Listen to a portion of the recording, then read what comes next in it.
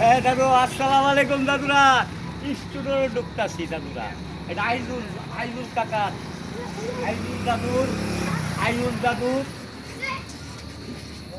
দোকান। এ দাদুরা, কই আছো তোমরা? আসসালামু আলাইকুম।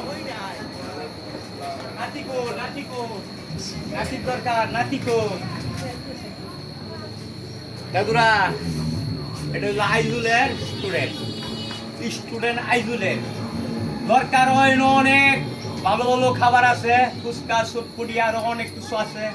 কিন্তু আপনারা আসবেন গফরগাঁও ব্রিজের টানো, আপনারা এই জায়গাটা আসবেন। ভালো ভালো খাওয়ান আছে, অনেক অনেক ভালো বইবারও জায়গা আছে।